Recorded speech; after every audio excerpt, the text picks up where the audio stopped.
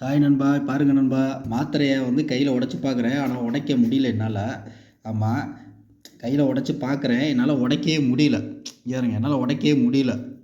உடைக்கவே முடியல. ஏறுங்க, உடைக்கவே முடியல. ஆ ரொம்ப லைட்டாக தான் உடையுது. ஃபுல்லாக சுக்குநூறு ஆக மாட்டுது. இந்த மாதிரி லைட்டாக தான் உடையுது. ஏன்னா இப்போ வந்து பார்த்தீங்கன்னா, இதை வந்து ஒரு ஏதாச்சும் வச்சு உடைச்சா தான் உடைக்க முடியும். அந்தளவுக்கு இருக்குது. பாருங்க.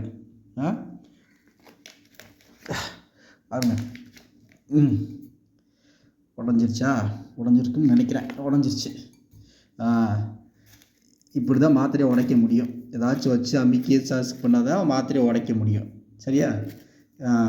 இதை வந்து தான் அமைச்சர் வந்து இப்படியே காடை வச்சு நோண்டிக்கிட்டு இருந்தாராமா. இவர் சொல்கிறத நம்ம நம்பணுமா? எங்கே போய்கிட்டு இருப்பார் தமிழ்நாடு? இதுக்கு தான் சொன்னேன், சரியான ஆளுகளுக்கு ஓட்டு போடுங்க, ஓட்டு போட்டால் தான் தமிழ்நாடு உருப்பிடும் அப்படின்றது. ரீல்ஸை பார்த்து ஓட்டு போட்டனால வந்த வினையை பாருங்கள், இப்படிலாம் போய்கிட்டு இருப்பாங்க. யார் கையில் போய்கிட்டு யார் கையில் தமிழ்நாடு ஒப்படைச்சிருக்காங்க. அதுவும் அமைச்சர் பதவியோட ஒப்படைச்சிருக்காங்க. இதெல்லாம் தேவையா? இதெல்லாம் தேவையா தமிழ்நாட்டுக்கு? ரொம்ப கேவலமான விஷயம் என்ன தெரியுமா? ரீல்ஸை பார்த்து ஓட்டு போட்டது. இந்த பொம்பளை எல்லாம் சேர்ந்து ஓட்டை போட்டு நாசம் பண்ணி வச்சுக்க. ரொம்ப கேவலம் இதெல்லாம் வந்து.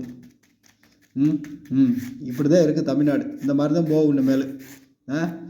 சார், ரொம்ப கேவலமாக போச்சுங்க. தமிழ்நாடுக்குள்ளே இருக்கிறது ரொம்ப கேவலமாக இருக்குது வர வர.